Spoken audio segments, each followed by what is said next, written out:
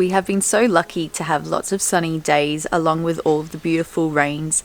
It hasn't been too hard hitting this year so far, and hopefully that continues. Some of the forecast rain has passed on. So all that remains is beautiful blooms in the garden, lots of warm soil which is encouraging growth with the garlic, with the tomatoes that I've planted. Some peas are finally maturing as well, the kiwi fruit is going crazy, and the orchard is looking stunning. I love spending my time in the garden just exploring everything that keeps coming up. Every single day that I go out there and have a look, I feel like there's something new and beautiful to look at.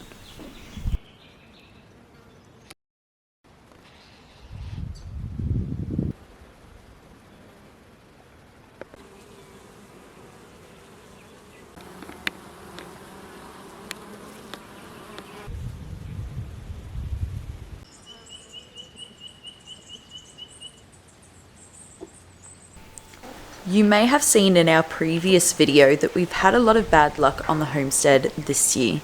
We had a lot of animal losses, the rain was prolific for a while and made us quite worry about the year ahead, and we also had a lot of predator pressure which we didn't have in the past. You almost lost your head. So our meat chickens got a new home. Unfortunately, this isn't the ideal situation we want for them, but for the time being, it seemed quite important to give them something a lot more sturdy and protective.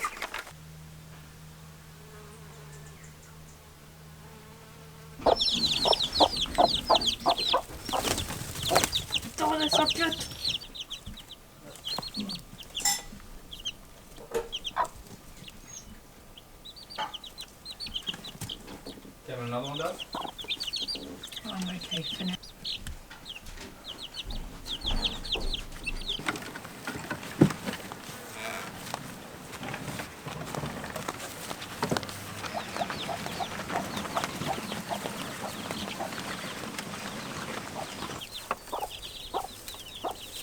That's a cool spot.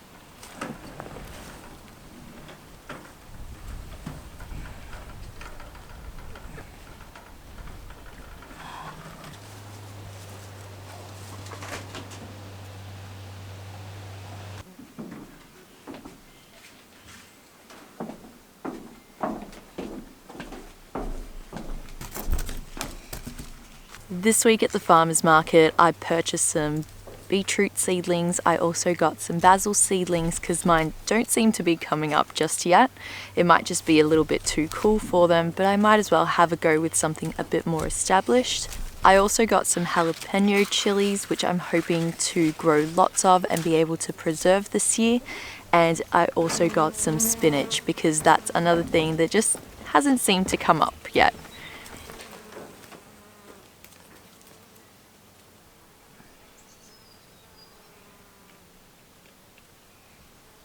Last week I experimented with planting some tomato seedlings out and then putting a little glass jar on some of them, and I put them in at both the same stage, and I think it's pretty clear that one looks a lot better than the other.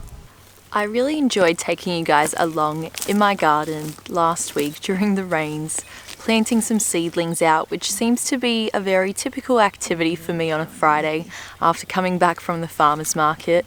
I just can't help myself when I see those seedlings and young trees. It makes me want to buy all of them and put them into the nice warm soil when I get home.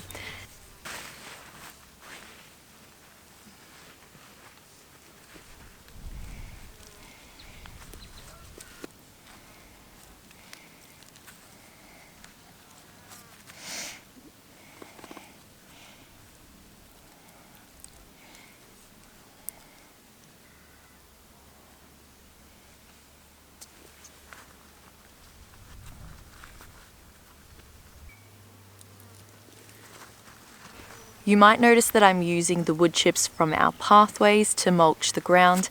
This way the wood chips are pretty broken down and the nutrients can start depositing into the garden beds as opposed to the pathways.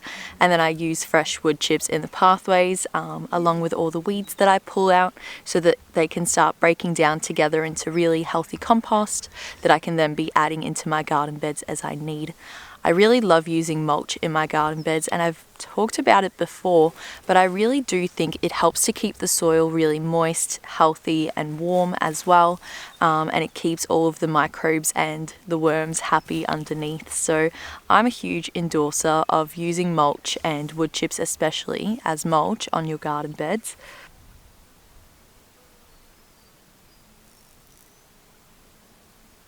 The bee life in the gardens has increased so much. I love seeing the bees on different flowers and also vegetables that I've allowed to go to seed. I don't quite mind that there's quite a lot of aphids on our brassicas, because that means that the ladybugs will hopefully come and be able to defend in time for the summer veg season. Things are definitely warming up around here. I've been wearing t-shirts and shorts and skirts more often, but still the soil hasn't quite warmed up enough to germinate a lot of my seedlings, and so it's still a very slow, patient wait as things start to come up. Most of my tomato seedlings have survived the week, and those that I had the little glass jars on have done exceptionally well, and the other ones have kind of, they've survived. I guess that's the most important part.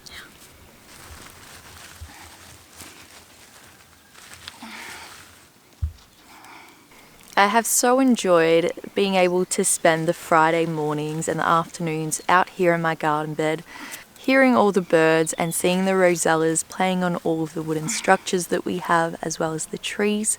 The bird life during springtime really does increase, and it's so fun to see them interact with one another, as well as the natural space that we provide them here on our homestead. So I've been really excited to read this book. I got it secondhand online. It's called Happy Foods. It's not exactly the book I thought that I was going to be getting, because the author was supposed to be a female and this is written by 2 males. But this is really good so far and I'm pretty addicted already. Listen to this quote. "If you eat a varied diet, you can maintain a varied gut flora, and this can really help your digestive health, your brain health, and your entire immune system. I'd love to make a list of all of the food and the variety of food that we consume, both meat and plant-based, and just see how healthy our gut flora really is with the diet that we have. So out of the 300,000 edible plant species on our planet, apparently us in the Western world only consume 200. So I'd definitely be keen to know just how much of that 200 we are consuming, and how much more we can start increasing into our diet. I'm really curious to know the connection between mental health, health in general, mood, as well as the food that we're consuming. It's been something that I've been curious about for a while, and I've been noticing as I've been cooking and eating more fresh food and seasonal food. So I'm curious to continue going down this little rabbit hole and seeing what this kind of lifestyle and connection to food can really do to us and our bodies, our mental health, and so much more than just physical health.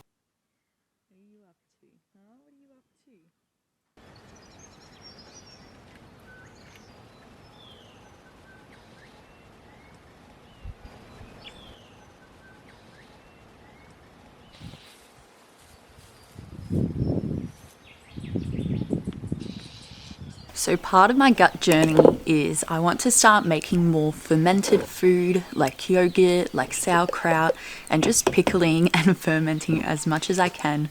But I also want to get back into trying to make sourdough starter and all of the beautiful sourdough recipes that come with that. I'm using Josh Wiseman's sourdough recipe, or a variation of it.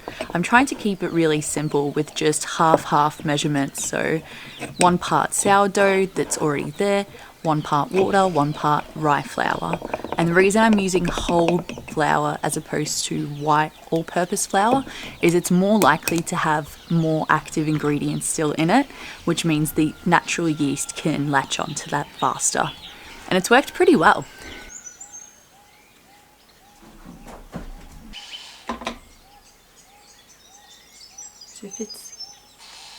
Now that my sourdough starter is 7 days old, happy birthday to my sourdough starter, it's now mature, I can try to make some bread. And I'm using Alex's recipe from YouTube, which is 1 part sourdough starter, 2 parts water, and 3 parts flour. Nice and simple to measure out. Now, if you've never made sourdough before, it's a very long process. To make 1 loaf of bread or even 2 loaves, you're looking to invest 2 days worth of time into it. And of course, you're not standing there for 2 days straight making sourdough, but you are putting some time in here and there over 2 days before you can get the advantage of having a loaf. 1, 2.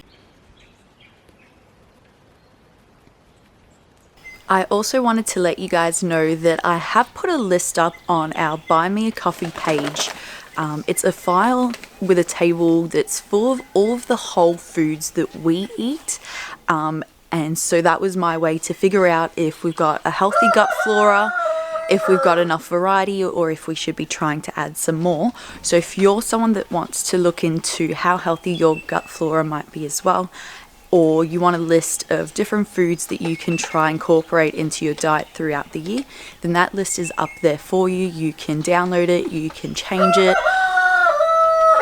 add in your own ingredients, or take away ones that you might not eat that we have included there. And hopefully that just gives you a chance to just reflect on all the whole foods you are eating and consuming, and if you can be adding any more variety to your diet.